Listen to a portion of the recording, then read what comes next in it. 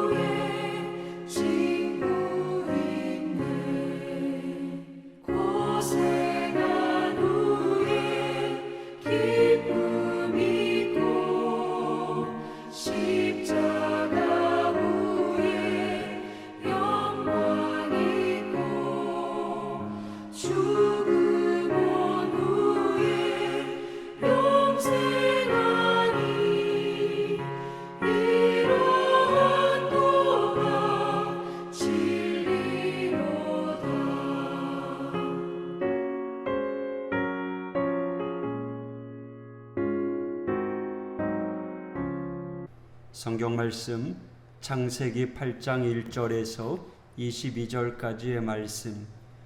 하나님이 노아와 그와 함께 방주에 있는 모든 들짐승과 가축을 기억하사 하나님이 바람을 땅 위에 불게 하심에 물이 줄어들었고 깊음의 샘과 하늘의 창문이 닫히고 하늘에서 비가 그침에 물이 땅에서 물러가고 점점 물러가서 150일 후에 줄어들고 일곱째 달 곧 그 달 11의 날에 방주가 아라랏산에 머물렀으며 물이 점점 줄어들어 10째 달 곧 그 달 초하룻 날에 산들의 봉우리가 보였더라. 40일을 지나서 노아가 그 방주에 낸 창문을 열고 까마귀를 내놓음에 까마귀가 물이 땅에서 마르기까지 날아 왕래하였더라. 그가 또 비둘기를 내놓아 지면에서 물이 줄어들었는지를 알고자 하매 온 지면에 물이 있으므로 비둘기가 발 붙일 곳을 찾지 못하고 방주로 돌아와 그에게로 오는지라. 그가 손을 내밀어 방주 안 자기에게로 들어 받아들이고 또 7일을 기다려 다시 비둘기를 방주에서 내놓음에 저녁때에 비둘기가 그에게로 돌아왔는데 그 입에 감람나무 새 잎사귀가 있는지라. 이에 노아가 땅에 물이 줄어든 줄을 알았으며 또 7일을 기다려 비둘기를 내놓음에 다시는 그에게로 돌아오지 아니하였더라. 601년 첫째 달 곧 그 달 초하룻 날에 땅 위에서 물이 거친지라. 노아가 방주 뚜껑을 제치고 본즉 지면에서 물이 거쳤더니 둘째 달 20일의 날에 땅이 말랐더라. 하나님이 노아에게 말씀하여 이르시되 너는 내 아내와 네 아들들과 네 며느리들과 함께 방주에서 나오고 너와 함께한 모든 혈육 있는 생물 곧 새와 가축과 땅에 기는 모든 것을 다 이끌어내라. 이것들이 땅에서 생육하고 땅에서 번성하리라 하시매 노아가 그 아들들과 그의 아내와 그 며느리들과 함께 나왔고 땅 위의 동물 곧 모든 짐승과 모든 기는 것과 모든 새도 그 종류대로 방주에서 나왔더라. 노아가 여호와께 제단을 쌓고 모든 정결한 짐승과 모든 정결한 새 중에서 제물을 취하여 번제로 제단에 드렸더니 여호와께서 그 향기를 받으시고 그 중심에 이르시되 내가 다시는 사람으로 말미암아 땅을 저주하지 아니하리니 이는 사람의 마음이 계획하는 바가 어려서부터 악함이라. 내가 전에 행한 것 같이 모든 생물을 다시 멸하지 아니하리니 땅이 있을 동안에는 심음과 거둠과 추위와 더위와 여름과 겨울과 낮과 밤이 쉬지 아니하리라. 아멘. 노아 600살에 방주에 들어가 근 1년을 지냈습니다. 물이 가라앉은 것을 느꼈던 노아는 창문을 열고 2마리의 새를 날려보냅니다. 까마귀와 비둘기. 까마귀는요, 답답한 방주 생활이 지겨웠던지 힘차게 날아오르더니만 돌아올 생각을 안 합니다. 그러나 비둘기는 방주로 돌아옵니다. 왜 그랬을까요? 물이 완전히 마르지는 않았지만 한번 생각해 보세요. 물 위에 둥둥 떠다니는 게 뭘까요? 동물들의 사체 천지였을 것입니다. 지금 엊그제 비가 얼마나 많이 왔어요. 이포보에 가보니까 쓰레기들이 얼마나 많던지. 하지만 노아 홍수 때는 그런 쓰레기는 없었을 거예요. 동물의 사체들, 물 위가 아니더라도 여기저기 그러했을 것입니다. 까마귀는 그 사체 위에 앉아서 이게 웬 떡이냐 하는 마음으로 즐겼을 것입니다. 까마귀에게는 그 마르지 않은 그곳이 천국이었던 셈이겠죠. 그러나 비둘기는 마땅히 내려앉을 곳이 없었습니다. 그래서 돌아옵니다. 제가 어렸을 때 목사님이 이렇게 설교하신 것을 마음에 담아둔 적이 있습니다. 까마귀 신자가 있고 비둘기 신자가 있답니다. 까마귀 신자는 은혜 받고 신앙생활하다가 세상으로 한번 날아가면 돌아올 줄 모른답니다. 여기가 좋사오니 하면서 세상에서 죽은 거나 찾아다니고 하나님 품으로 돌아올 줄 모른다는 거죠. 그러나 비둘기 신자는요, 세상으로 나갔어도 때가 되면 해가 저물면 아버지 집으로 반드시 되돌아온답니다. 그러면서 그러시더라고요. 아무리 세상에 즐겁고 재미있어도 때가 되면 집으로 돌아오는 성도가 되어야 된다고요. 여러분, 우리는 까마귀 신자가 아니라 비둘기 신자가 되어야 됩니다. 하나님의 집으로 돌아와야 합니다. 아무리 잘 나가는 비행기라고 할지라도요, 땅에 착륙하여 기름 공급을 받아야 하듯이 우리 성도도 반드시 주일이면 주님의 전에 나와서 성령의 기름 부음 받고 다시 세상으로 나아가 하나님의 뜻대로 하나님의 나라를 세우는 삶을 살아가야 합니다. 주일이면 성도는 어디에 있어야 하나요? 방주로 돌아와야 합니다.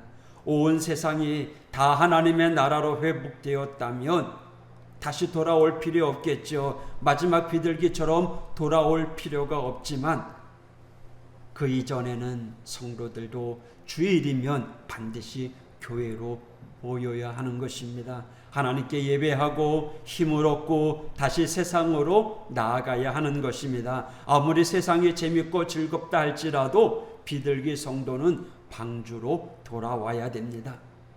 까마귀 성도는 검고도 추한 세상의 시체 위에서 여기가 좋사오니 하겠지만 우리 성도는 교회로 돌아와야 합니다.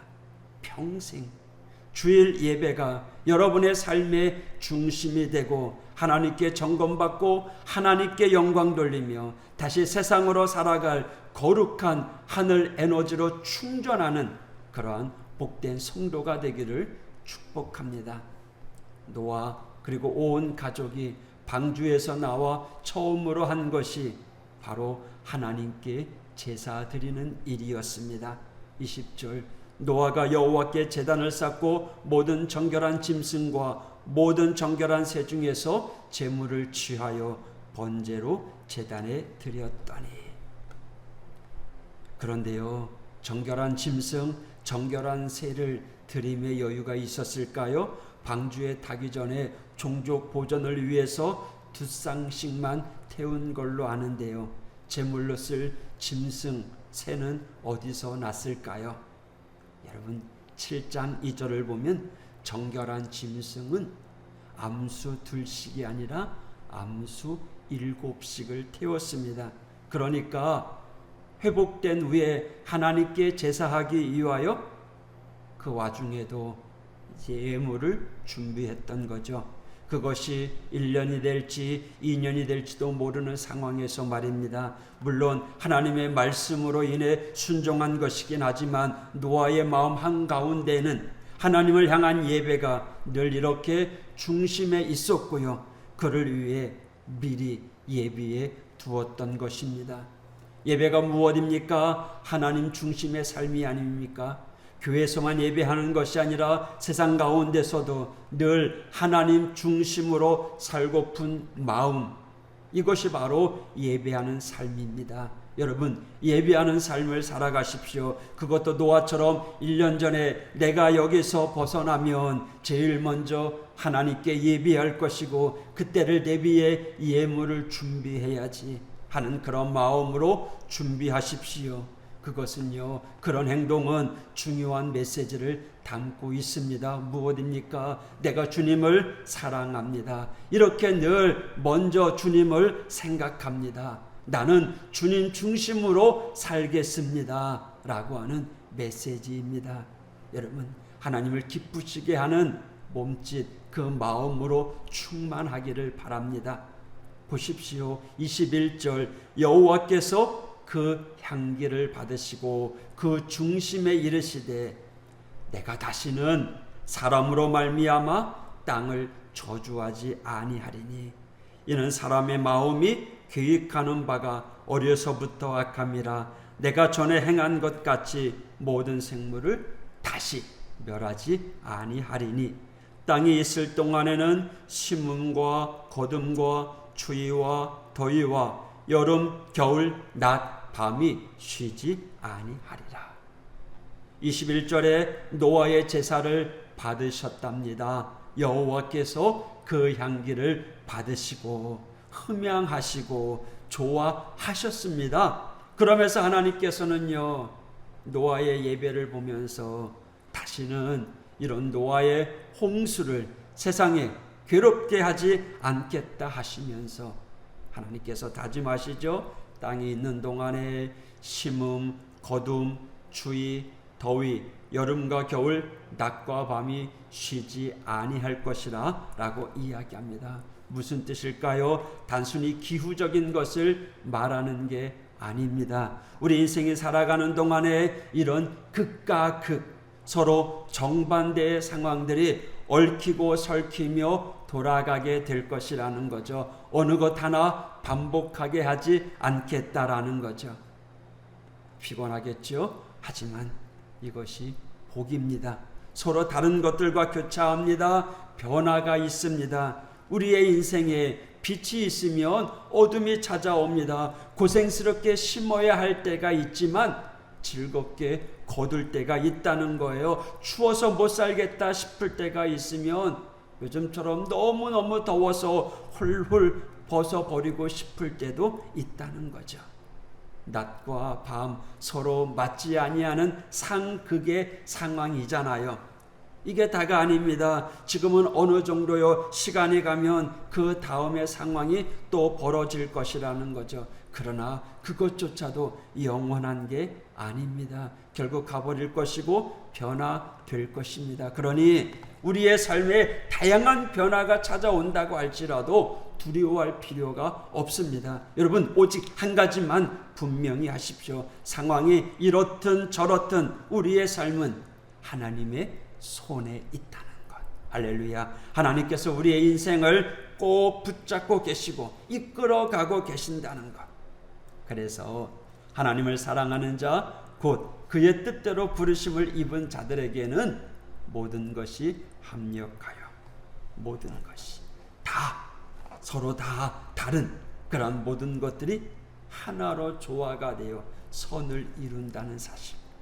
여러분, 이 믿음으로 오늘도 기뻐하며 승리하는 하나님의 성도가 되길 원합니다. 오늘도 하나님을 찬양하며 믿음으로 나아가시기를 바랍니다. 오늘도 모든 것이 합력하며 조화를 이루며 하모니를 이루는 그러한 복된 날, 오늘도 주님의 은혜를 사모하는 이 하루가 되기를 축복합니다. 기도하겠습니다. 하나님 아버지, 감사합니다. 오늘 우리의 삶 가운데 다양한 변화가 있음에 감사를 드립니다. 그럼에도 불구하고 우리 하나님께서 우리를 이끌어 주시고 생명의 길로 인도해 주심에 감사드립니다. 오늘 하루도 하나님 동행하여 주시고 주 안에서 승리케 하여 주시옵소서. 오늘 하루도 하나님 복된 하루가 되게 하여 주시옵소서. 예수님 이름으로 간구하며 기도했습니다. 아멘.